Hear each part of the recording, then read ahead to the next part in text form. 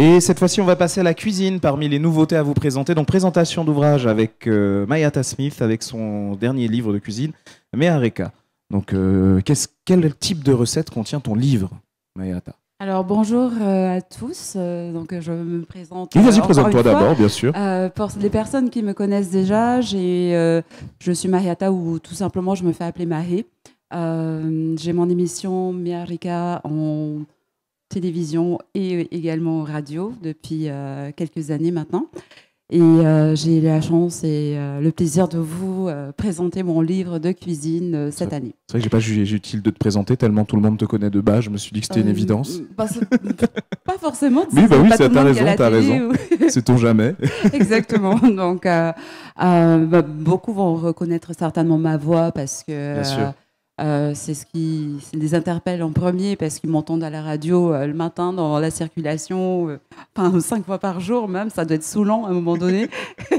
Mais voilà, donc Mehareka, c'est 84 recettes que j'ai sélectionnées parmi des centaines. Je vais dire qu'aujourd'hui, je dois être à peu près à 500, voire même plus. Quand même. Oui. Donc, c'est mon métier, je cuisine. Oui, t'as de quoi avoir plusieurs tomes, c'est ça qui est bien. Bon, on va déjà. Je commence déjà à teaser. Oui, non, mais on va déjà bien promouvoir celui-là, et puis surtout de séduire les gens pour qu'ils puissent recuisiner chez eux. En tout cas, c'est l'objectif. Voilà. On va commencer par parler par ce qu'on voit devant nous. Qu'est-ce que c'est que le plat que tu présentes là? Oui, j'ai apporté un petit goûter parce qu'en fait aujourd'hui j'étais en séance dégustation à 11h30. Donc pour ceux qui n'étaient pas là, désolé, mais bon, j'ai quand même pensé à vous pour ceux qui êtes présents maintenant. J'avais fait 3 préparations différentes et évidemment, j'ai pensé à une pause sucrée pendant que je vous parle de mon livre. Donc, j'ai préparé un cake coco passion. Donc, il y a évidemment du coco râpé et du fruit de la passion, donc frais. Et voilà, donc c'est avec plaisir qu'on va faire passer et vous allez pouvoir déguster c'est parti. Cette recette qui figure dans mon livre de cuisine d'ailleurs. Combien de temps de préparation pour cette recette par exemple? Alors ce cake, il est vraiment très facile à réaliser. Hein. Donc la préparation, il faut compter 15 minutes. Et après la cuisson, entre 30 et 35 minutes. Et tout dépend du four qu'on utilise.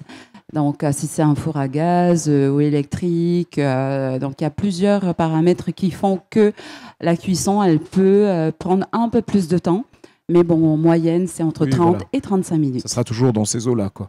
Après, pas toutes mes recettes, évidemment. Bien sûr. Donc, Mehareka, ce sont des recettes faciles à réaliser chez soi avec des produits locaux. Donc, c'est vraiment ce que j'ai souhaité transmettre à travers mes recettes, c'est de valoriser nos produits locaux en priorité.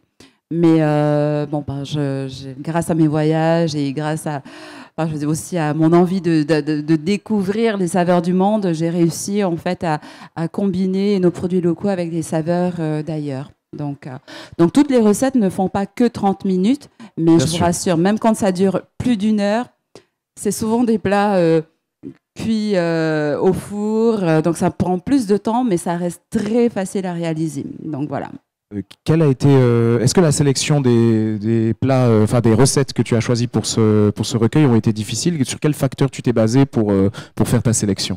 Oui, alors ça n'a pas été évident, ça effectivement. Avec 500 recettes, oui, j'imagine. Parce que je les aime toutes. Après, je suis allée au coup de cœur d'emblée, et surtout des recettes avec des produits qu'on retrouve tout au long de l'année. Et des produits qu'on a l'habitude de retrouver, donc comme le pota, mais qu'on va cuisiner autrement dans une quiche. Ce matin, j'avais une dégustation de quiche au pota, au curry, au lait de coco, par exemple. Voilà. Sinon, j'ai d'autres produits comme la pomme étoile qui va arriver juste une fois dans l'année, et plutôt que de la manger comme on a l'habitude, c'est-à-dire crue et bien fraîche, là, je propose des desserts, comme un crumble, par exemple. À la pomme étoile et au lait de coco. Séduisant et original. Est-ce que dans tes préparations, dans la cuisine, je sais que beaucoup de cuisiniers en parlent, Est-ce que ça t'est arrivé d'avoir une recette par accident? C'est-à-dire que tu as fait une erreur de dosage, une erreur de cuisson et tu t'es retrouvé devant un plat qui était peut-être avec un goût différent, mais qui était bon et consommable? Je dirais pas tout à fait par accident, parce que je suis oui, très méticuleuse et avant même de tester une recette, je cuisine dans ma tête pour vraiment. Je veux dire, j'ai une mémoire gustative, donc dans toutes les saveurs, je vais les cuisiner en premier dans ma tête pour voir qu'est-ce qui va coller avec, enfin, quels sont les ingrédients qui vont bien se marier. Et après, je fais des essais, donc généralement, je me trompe pas toujours. Je me suis trompée il y a très longtemps, quand j'ai commencé à cuisiner, quand j'étais très jeune. Au début. Mais après, je dirais que j'aime beaucoup les recettes, ce que j'appelle les recettes one shot. Donc là, je prépare rien, je me dis, OK, avec ce que j'ai juste j'ai une petite idée et je me dis, bon, bah, de cette petite idée, on va essayer de faire quelque chose. Et je la fais et je le fais même sur mes émissions de cuisine. Hein. Beaucoup ne se rendent pas compte, mais j'en ai eu plusieurs de cette façon-là parce que j'étais sûre de moi à la base. Et finalement, ben, le résultat est juste extraordinaire. Donc, je me fais confiance. Hein. Généralement, quand je cuisine, voilà, j'ai pris de la maturité, de l'expérience notamment. De l'assurance aussi, du coup. Oui, beaucoup d'assurance. Après, bon, ça va, je ne suis pas dans un concours de cuisine. C'est sûr qu'il y a moins de pression que s'il y avait... Je ne suis pas sûre que je serais capable de faire un concours de cuisine, je serais trop stressée, donc voilà. J'avoue que la pression ne doit pas être la même dans ces conditions-là. Est-ce que tu as un top 3 des recettes que tu as dans ton livre? Est-ce que alors, top 3, déjà, top 1, enfin... Ce que je vais conseiller de préparer, mais vraiment c'est un coup de cœur et c'est tellement facile à faire, n'est-ce pas Christian? La tarte fine au thon ou à touré. Vraiment, c'est quelque chose de simple et qui marche à tous les coups. Donc, aussi bien avec vos amis, avec votre famille, on peut la déguster sur le pouce à l'apéro, en entrée ou en plat principal avec une salade. Ça, c'est génial. Après, donc en partant sur les tartes fines, parce que quand je parle de tartes fines, c'est forcément avec de la pâte feuilletée à la base. Donc, je vous rassure, je passe pas 3 heures de mon temps à faire une pâte feuilletée pour qu'on puisse l'engloutir en 15 minutes. Hein. Donc, les recettes que je propose sont généralement réalisées avec des produits accessibles. Bon, évidemment, la pâte brisée, s'il vous plaît, faites-la à la maison parce que c'est la pâte la plus facile à faire. Mais la pâte feuilletée, pour avoir fait mon CAP cuisine il y a 10 ans, elle est très longue à faire. Elle n'est pas compliquée en soi, mais elle est longue. Il faut de la patience. Donc voilà, moi je dirais la tarte fine. Ensuite, en sucré, je l'ai également, donc à la banane, soit avec une pâte brisée ou avec une pâte feuilletée. C'est extraordinaire. Et autrement, ben, j'ai un carpaccio de thon avec du riz mou au lait de coco. Ça, c'est assez original. Et en parlant de viande, par contre, j'ai un plat qu'il faut absolument tester. C'est un plat mijoté.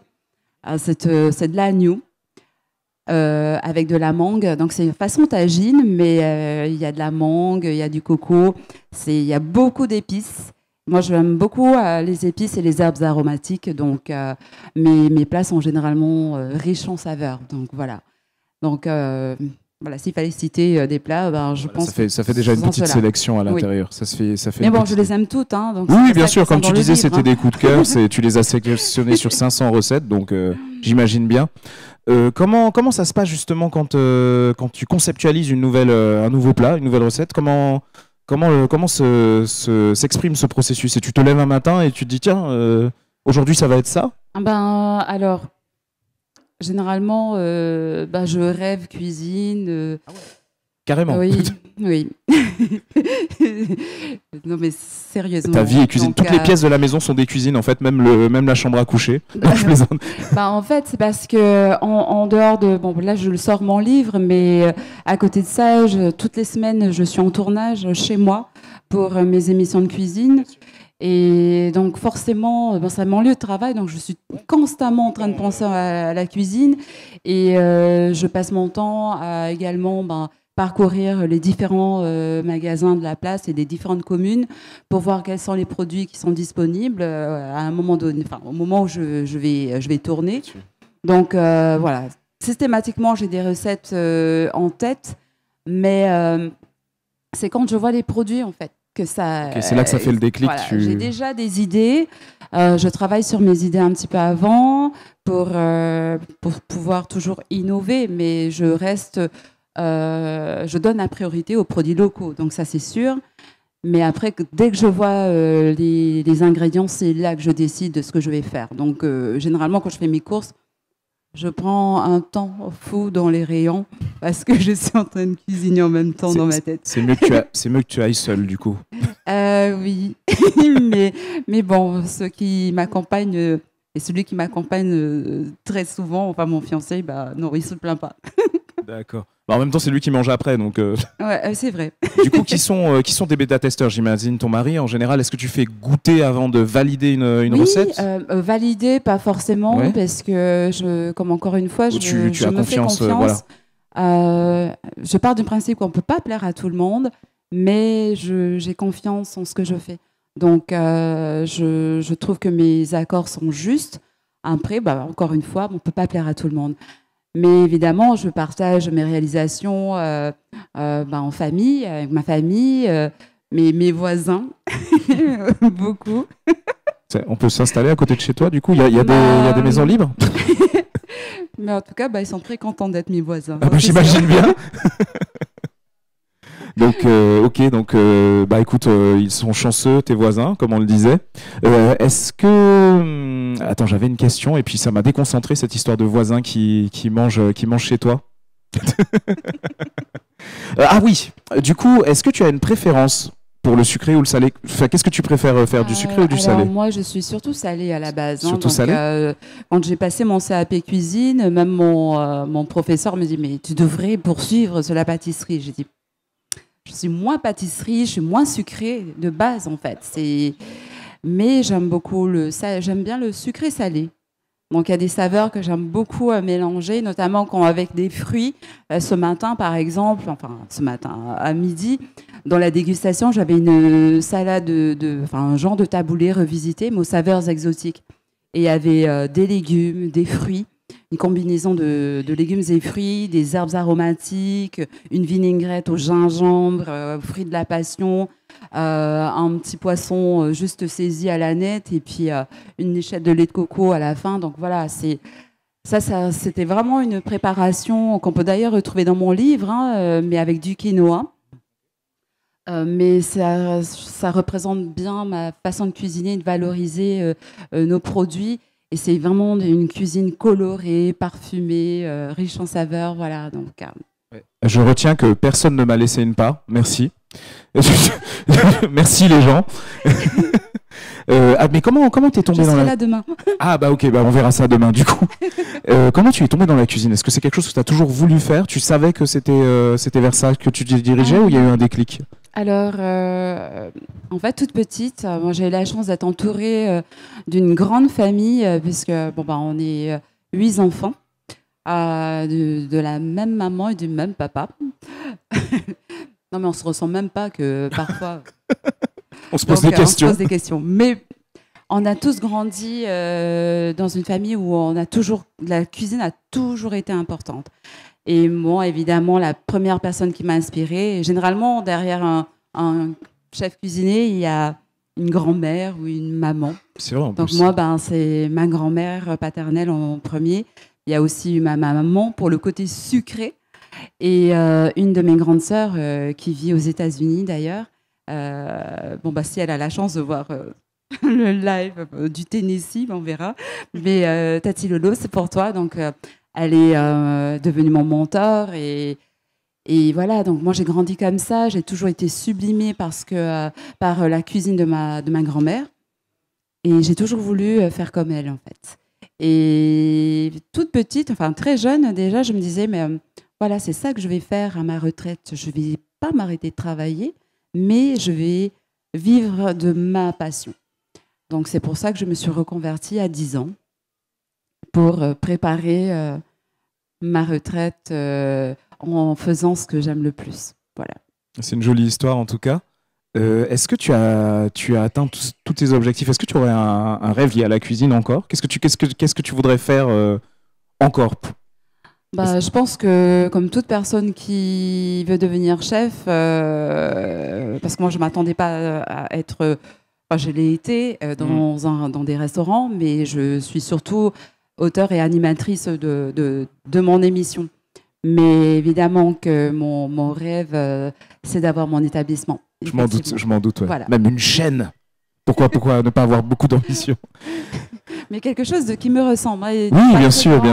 Et toujours. Je t'imagine mal avec un fast-food McDo, t'inquiète pas. Non, mais en tout cas, c'est l'objectif. Maintenant, chaque chose en son temps. Bien sûr. Et quand le bon moment va se présenter,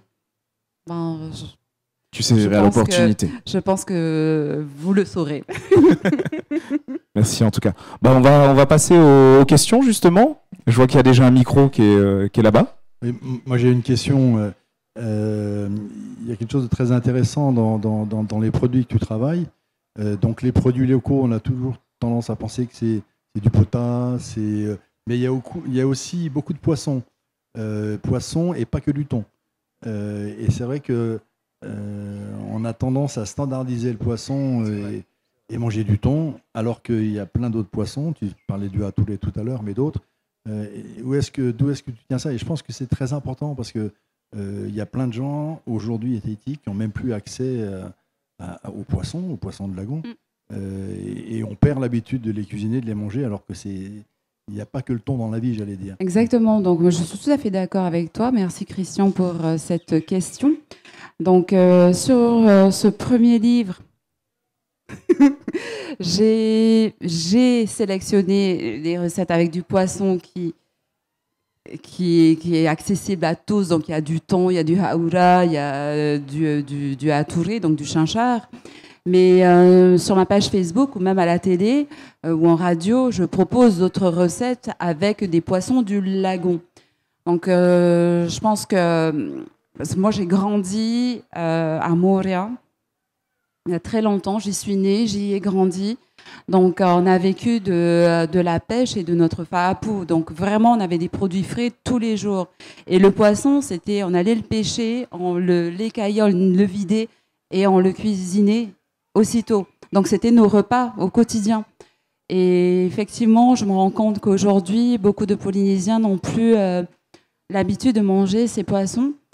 Alors, il y a plusieurs raisons. Donc, il y a la ciguatera. Souvent, donc, on a un peu peur de se dire qu'on ne voudrait pas être empoisonné par le poisson.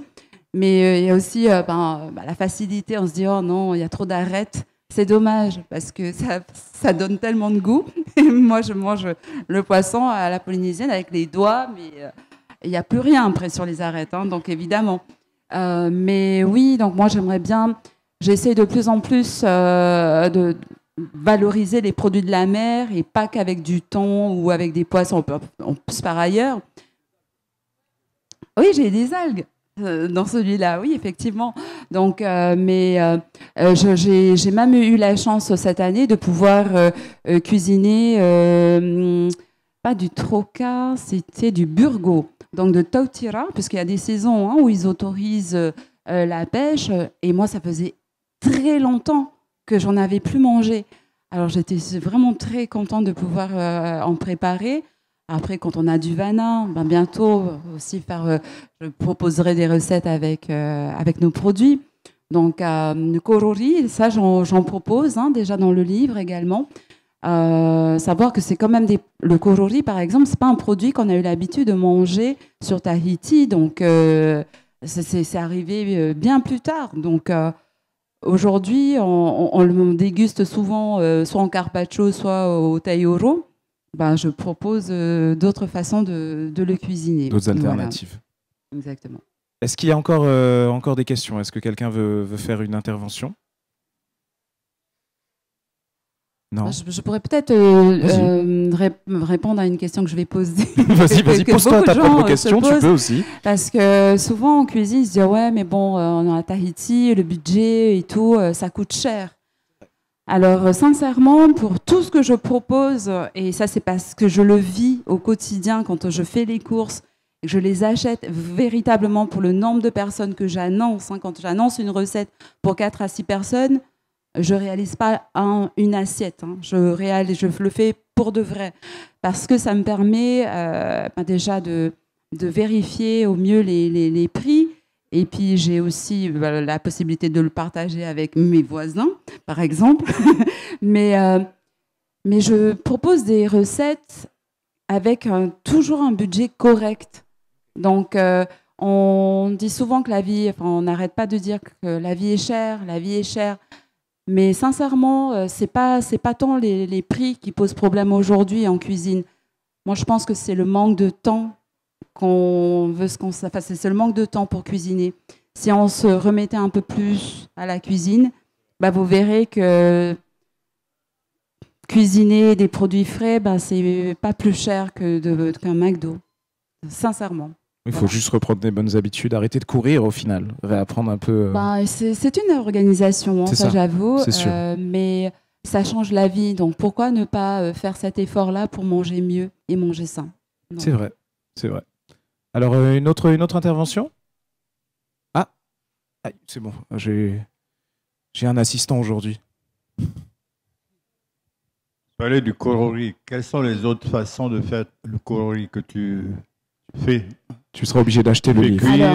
Oui, alors moi je fais cuire comme du pahua. Là, j'ai pas la recette dans le livre, mais oui, à la cocotte minute. Alors parce que je n'aime pas le korori quand on le fait ni saisir ni sauter à la poêle. Il devient caoutchouteux, mais clairement. Donc ceux qui me disent ah non mais c'est très bon comme ça, allez-y. Vous allez voir que ça va pas être très agréable en bouche. Moi je le fais cuire en cocotte minute. Et je fais une préparation au curry exactement comme le pahua. Et c'est génial. Avec un petit gratin de feuilles, c'est merveilleux. Autrement, dans le livre de cuisine, je le prépare de 2 autres façons. Donc en entrée ou à l'apéritif. Donc je le fais mariner avec de l'ail, de gingembre, des herbes aromatiques. Donc, celle de votre choix, donc c'est possible. Bon, là, j'ai de l'aneth, sel, poivre, huile d'olive. Laissez mariner quelques temps au frais et préparer du pain à l'ail, tout simplement. Puis, filet de citron, c'est excellent. Ou alors, je réalise un chaud-froid. Donc, c'est-à-dire, quand j'appelle chaud-froid, c'est mes recettes où donc, ça soit du poisson ou du korori ou du tofu. Donc, je vais découper ces ingrédients en fines tranches. Ensuite, je vais assaisonner avec une sauce soja claire, c'est-à-dire légère, donc où il y a moins de sodium. Et je vais rajouter du gingembre, de l'ail, des oignons verts. Je fais chauffer une huile neutre. On peut même rajouter un peu d'huile de sésame si on le souhaite. Et tu viens juste rajouter, enfiler l'huile brûlante à la fin. Ça va cuire le dessus, donc c'est pour ça que j'appelle ça un chaud-froid finalement. Et ça avec un riz bien chaud, c'est trop bon. C'est une miarika. C'est malin, j'ai faim maintenant.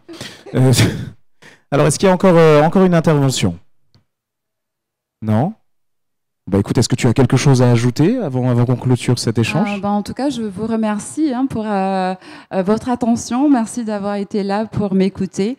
Merci d'avoir écouté. J'espère que mon livre va vous passionner autant que la cuisine me passionne. Voilà. Donc voilà, c'est le premier. On applaudit bien fort, s'il vous plaît, Mayata Smith, avec le premier tome de Mehareka. Donc il y en aura d'autres, bien sûr. Non, je plaisante, je t'embête. Donc voilà, c'est publié au Vent des Îles et c'est une des nouveautés qu'on vous propose pour cette 25e édition du Salon du Livre. Merci à toi.